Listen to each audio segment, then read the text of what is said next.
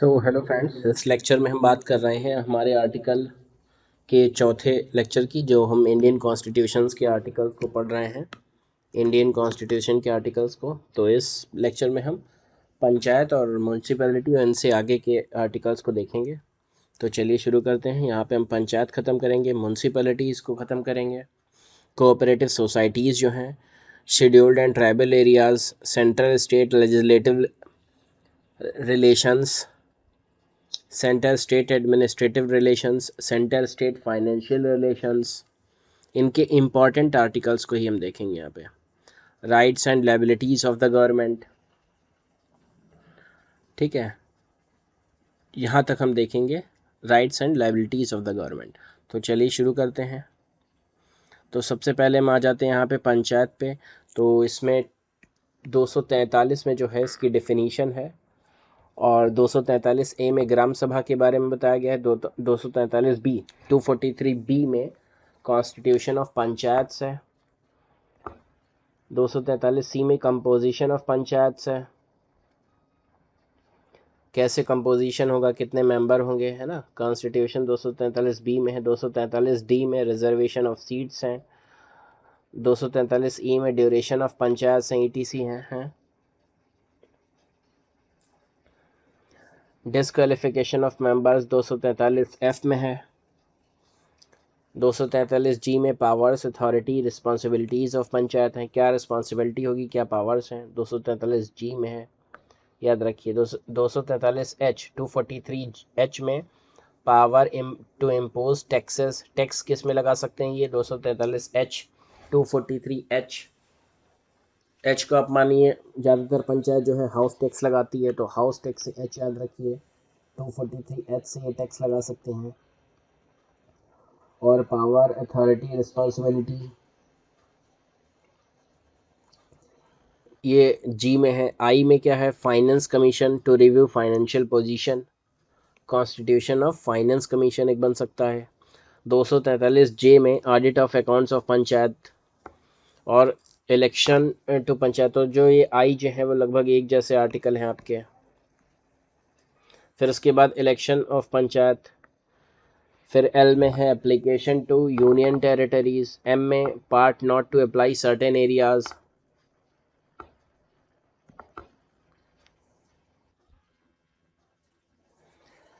इसके बाद 243 ओ में bar to interference by courts electoral matters. फिर म्यूनसिपैलिटीज़ में हम देख लेते हैं, डेफिनीशन है। क्यू में कॉन्स्टिट्यूशन है। आर में इसकी कंपोजिशन है। 243 एस, मतलब ये सारे 243 ही रहेंगे, लेकिन उसमें अल्फ़ाबेट्स बदलते रहेंगे। तो यहाँ पे टी में याद रखिए तो रिजर्वेशन ऑफ सीट्स हैं। म्यूनसिपैलिटीज़ की वी में डिसक्वालिफिकेशन ऑफ मेंबरशिप है, ठीक है। Powers, authority, responsibility of municipalities W में है। एक्स में power to impose taxes and funds of municipalities, finance commission है, ऑडिट्स ऑफ अकाउंट्स है, इलेक्शन टू म्यूनसिपैलिटीज़ हैं, ये सभी चीज़ें हैं। फिर उसके बाद application to union territory Z B में। जेड सी में part not to apply to certain areas. इसके बाद हम सीधे कोऑपरेटिव सोसाइटी पे आते हैं। 243 जेड एच में इसकी डेफिनीशन है, ठीक है। फिर जेड, मतलब यहाँ से हम देखें तो यहाँ से जेड हमारा स्टार्ट हो जाता है, Z A, Z B, Z C municipality से, और ये जेड टी तक चलेगा, कॉन्टिन्यूएंस ऑफ एग्जिस्टिंग लॉज। अब हम शेड्यूल्ड एंड ट्राइबल एरियाज़ पे हैं। तो 244 244 administration of scheduled areas and tribal areas, और 244 A formation of autonomous state comprising certain tribal areas. Centre state legislative relations, centre state legislative relations ये किस में है, 245 में है। Extent of laws made by parliament by the legislature of state. 246 में क्या है, सब्जेक्ट मैटर ऑफ लॉज। इसके बाद हम देखते हैं central and state legislative relation, extent of laws made by parliament and by the legislature of states, ये 245 में है। Subject matter of laws made by the parliament and by the legislature 246 में है। रेसिड्यूअरी पावर ऑफ लेजिस्लेशन 248 में है।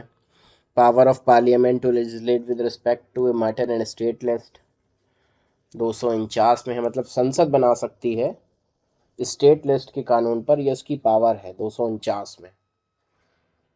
ठीक है।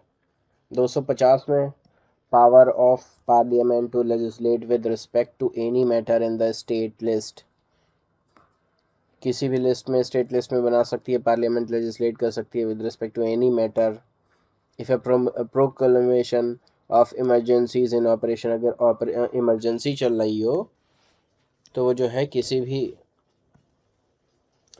Subject पर बना सकती है, 250 में है। 251 में inconsistency between laws made by the parliament under article 249-50। 252 में power of parliament to legislate two और मोर स्टेट बाय कंसेंट। 253 में legislation for giving effect to internal agreements. Centre state administration relation, तो 256 में obligation of states and union. उसके बाद 258 में हम देख लेते हैं power of union to confer powers. इसके बाद यहाँ पे 260 में देख लेते हैं jurisdiction of union in relation to territories outside India. Public acts records judicial proceeding से 261 में है। फिर सेंटर स्टेट फाइनेंशियल रिलेशन में 264 में इंटरप्रिटेशन है। 266 में consolidated fund of public accounts of India of the states. 267 में कंटेंजेंसी फंड, ये इम्पोर्टेंट है, इनको आप ध्यान रखिएगा, ये दोनों ही बहुत इम्पोर्टेंट है। Duties levied by the union but collected and appropriated by the states, तो 267 में हम जान रहे हैं कंसोलिडेटेड फंड्स, और 267 में कंटेंजेंसी फंड्स। अच्छा, उसके बाद आ जाता है हमारे पास फाइनेंस कमीशन 280 में। वित्त आयोग होगा ये, इसका 280 में है। Recommendations of the finance commission 281 में। Tax on profession trades callings employment से 276 में है। Grants for from the union to certain states grant 275 में है।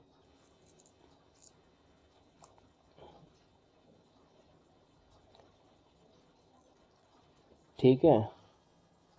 इसके बाद हम देखेंगे exemption of property of the union from the state taxation,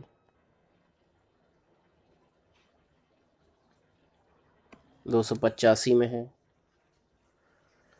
Privi purses sums of rulers, ये रिपील्ड कर दिया गया है, 291 में था। बारोइंग बाय स्टेट्स, स्टेट बारो कर सकते हैं, 293 में है। Burrowing by government of India 292 में है। तो 92 और 93 में ये उधार लेने वाला कार्यक्रम है। उसके बाद आ जाते हैं हम rights and liabilities of the government, क्या है गवर्नमेंट की लाइबिलिटीज, तो 294 में succession of property assets rights liabilities obligation certain cases. 295 में succession to property asset other cases, कुछ सर्टन केसेस अदर केसेस। 294 में 95 में एक ही चीज़ है, property accruing by escheat and lapse of और बोना वैकेंसिया, अगर किसी का वो नहीं मिल रहा उत्तराधिकारी, तो वो प्रॉपर्टी जो है एक्योर हो जाएगी स्टेट में, 296 में है ऐसा। फिर कॉन्ट्रैक्ट्स जो हैं वो 299 में है। 300 में सूट्स एंड प्रोसीडिंग्स हैं। Power to carry on trade 298 में है। 300 ए में राइट टू प्रॉपर्टी है। Person not to be deprived of property saved by authority of law, person not to be deprived of property save by authority of law. Trade commerce की बातें जो हैं वो सारी 301 से 307 तक हैं, तो ये याद रखिए, ट्रेड कॉमर्स एंड इंटरकोर्स है ना, जो भी आपस में लेन देन व्यापार वगैरह रहेगा वो 301 से 307 तक है, इसको आप ध्यान रखिए। व्यापार जो है 301 से 307, कि स्टेट की मोनोपोलीज है कहीं पर तो उससे रिलेटेड लॉज क्या होंगे, legislative powers union of state regard to trade commerce, फिर impose restriction on trade, restriction लगानी हो तो 302 में, 301 में freedom of trade commerce intercourse है ना, फ्रीडम दे दी इन्होंने करने की व्यापार, ट्रेड कॉमर्स में पार्ट बी में फर्स्ट शेड्यूल में इम्पोज रिस्ट्रिक्शन, ये सब चीज़ें हैं 301 से 307। फिर पब्लिक सर्विसेज, लोक सेवा जो है उससे रिलेटेड इंटरप्रिटेशन उसका 308 में है। 309 में recruitment and condition of service of person serving in the union और स्टेट है। फिर उसके बाद हम देखते हैं 310 में tenure of office of person serving the union और स्टेट, क्या टेन्योर रहेगा, क्या कार्यकाल रहेगा, डिसमिशल, रिमूवल और reduction in ranks of person employed in civil capacities under the union and और स्टेट, कैसे उनकी डिसमिसल हो सकता है, रिमूवल हो सकता है, रैंक में रिडक्शन हो सकता है। 312 में आती है हमारी ऑल इंडिया सर्विसेज, तो ये याद रखिए, वेरी इंपॉर्टेंट है। 312 जो है वो ऑल इंडिया सर्विसेज को है। और 312 ए में power of parliament to vary और रिवोक कंडीशन और service of officer certain services, revoke कर सकती है, पार्लियामेंट की पावर है। 313 में ट्रांजिशनल प्रोविजंस हैं। 314 में protection of existing officers of certain services repealed, ये रिपील्ड ही हो चुका है। तो यहाँ पे 312 इंपॉर्टेंट है, all India services. Public services service commission, अब जो भी पब्लिक सर्विसेज हैं यहाँ पे बताई गई थी उससे रिलेटेड आयोग बनेगा। तो 315 में public service commission for union and state, केंद्र में और राज्यों में दोनों जगह पब्लिक सर्विस कमीशन बनेंगे, जैसे हमारा यूपीएससी और यूपीपीसीएस। तो ये 315 में है। 316 में उनके मेंबर्स की अपॉइंटमेंट टर्म वगैरह बताया गया है। 317 में रिमूवल सस्पेंशन इन लोगों का बताया गया है। 318 में power to make regulation as to condition of service of members है ना, उनकी मेंबर्स जो है उनको सर्विस की कंडीशन क्या है, ये सब चीज़ें हैं। तो 315 से 323 तक ये पब्लिक सर्विस कमीशंस के बारे में, लोक सेवा आयोग के बारे में बताया गया। 315 से 323 तक, 315 से 323 तक। यहाँ पे 323 में रिपोर्ट्स हैं, 322 में एक्सपेंसेस हैं, 321 में पावर एक्सटेंड फंक्शन है, ठीक है। फिर 320 में फंक्शंस हैं, ठीक है। ये चीज़ हो गई। ट्रिब्यूनल्स 323 ए में एडमिनिस्ट्रेटिव ट्रिब्यूनल्स होंगे और 323 बी में ट्रिब्यूनल फॉर अदर मैटर्स होंगे, ठीक है। उसके बाद आ जाता है बहुत ही महत्वपूर्ण टॉपिक हमारा इलेक्शन का, चुनाव जो होते हैं। तो 324 में superintendence direction control of election to be vested in an election commission, जो भी होगा वो सब इलेक्शन कमीशन में वेस्टेड होगा, ये लिखा है 324 में। 325 में no person to be in eligible for inclusion in or claim to be included in a special electoral roll grounds of religion race or caste में, रीजन रेस कास्ट पे भी जो है इलेक्टोरल रोल जो है हमारा चुनाव की जो लिस्ट बनती है उसमें कोई भी किसी से भेदभाव नहीं होगा। 325 में ऐसा है। 326 में election to the house of the people or to the legislative assembly of states to be on the basis of adult suffrage, ठीक है ना। हाउस ऑफ पीपल में इन सभी में कैसे इलेक्शन होगा, तो ये बेसिस ऑफ एडल्ट सफरेज पे है। 326 में ऐसा है। Power of parliament to make provision with respect to election to legislature, legislature में कैसे इलेक्शन होंगे इस पे पार्लियामेंट का पावर है प्रोविजन बनाने का। तो ये 327 में। 328 में power of legislature of a state to make provision with respect to election to such legislature है, वो अपना इलेक्शन को सेलेक्ट कर सकती है।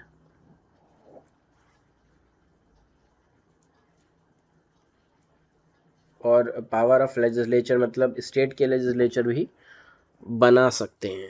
Power of legislature of a state, state के लेजिस्लेचर भी इन पावर्स को प्रोविजंस को बना सकती है। तो इन 327 28 एक ही जैसा है। 329 में bar to interference by courts in electoral matters, electoral matters में कोर्ट जो है इंटरफेरेंस नहीं करेंगे, बार लग जाता है इन पे। तो 329 में है, ठीक है। तो ये इतने इंपॉर्टेंट थे आर्टिकल।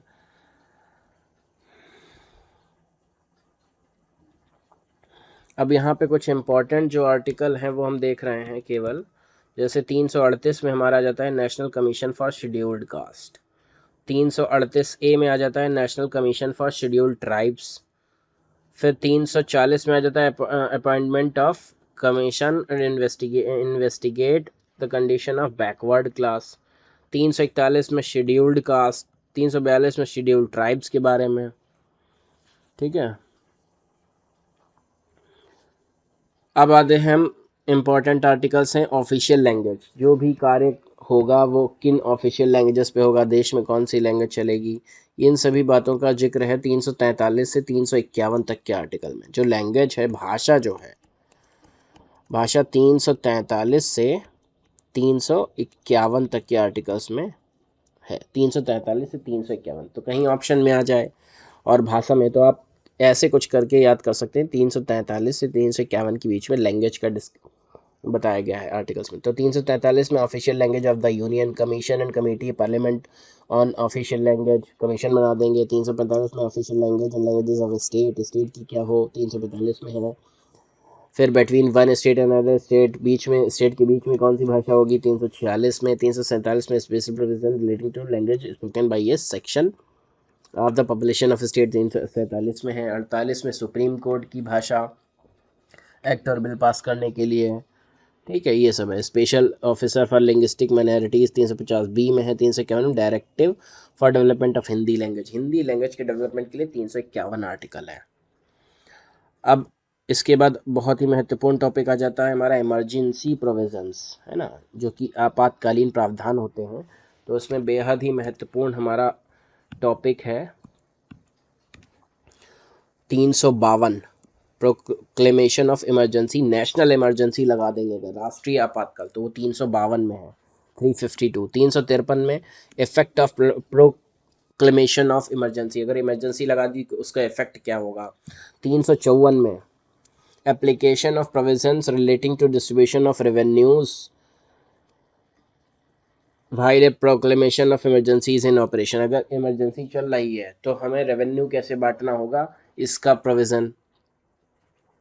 फिर duties of union to protect state against external aggression और इंटरनल डिस्टर्बेंस, तो ये यूनियन की जिम्मेदारी है कि वो स्टेट में अगर इंटरनल या एक्सटर्नल कोई भी एग्रेशन आता है तो उसको कंट्रोल करे। 355 में है।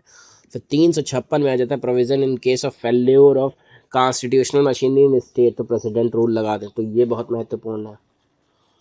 फिर इसके बाद आ जाता है हमारे पास provision as to financial emergency, अगर फाइनेंशियल वित्त आपातकाल लगे तो 360 में है। तो यहाँ पे हम 360 को याद रखेंगे, 356 को याद रखेंगे प्रेसिडेंट रूल, और 352 जो है वो नेशनल इमरजेंसी है।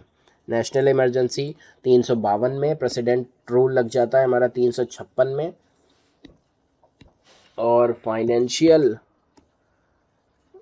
इमरजेंसी आ जाती है हमारी 360 में, और 356 में प्रेसिडेंट रूल, ठीक है। और आप इसमें से स्क्रीनशॉट लेके या रोक कर इन बचे हुए आर्टिकल्स को देख सकते हैं। जैसे कि हमारे पास 371 था, special provision respect to states of Maharashtra. 370 था जो कि जम्मू कश्मीर के लिए था, इसे रिपील्ड कर दिया गया। 371 ए जो था वो स्टेट ऑफ नागालैंड के लिए था, बी जो था वो असम के लिए था, सी जो था वो मणिपुर के लिए था। 371 डी जो था वो आंध्र प्रदेश और तेलंगाना के लिए था, ई जो था वो आंध्र प्रदेश के लिए था यूनिवर्सिटी बनाने के लिए। 371 एफ जो था वो स्टेट ऑफ सिक्किम के लिए था। 371 जी जो था स्टेट ऑफ मिजोरम के लिए था, है ना। 371 एच जो था वो स्टेट ऑफ अरुणाचल प्रदेश के लिए है। 371 आई जो है वो स्टेट ऑफ गोवा के लिए है। 371 जे जो है वो कर्नाटक के लिए है। 372 जो है वो एग्जिस्टिंग लॉज और उनके अडॉप्शन को चालू रखें, तो वो 372 में है। तो यहाँ पे स्पेशल जो पावर दी गई है तो 370 से 371 के पार्ट्स में दिया गया है। अच्छा, ठीक है, तो यहाँ पे ही हमारे सारे आर्टिकल्स जो हैं ख़त्म होते हैं, और रिपील्स जो आर्टिकल्स हैं वो 395 में रखे गए हैं। शॉर्ट टाइटल वगैरह वो 393 में है। Power of president to remove difficulties 392 में है, ठीक है। यहीं पे आर्टिकल हमारे सारे समाप्त होते हैं। इसके अगले लेक्चर में हम यूनियन, स्टेट और कंकरेंट लिस्ट को डिटेल्ड में पढ़ेंगे, जैसे कि हमने आर्टिकल्स को डिटेल में सभी आर्टिकल्स को पढ़ा है। तो यहीं पे लेक्चर समाप्त करते हैं। धन्यवाद।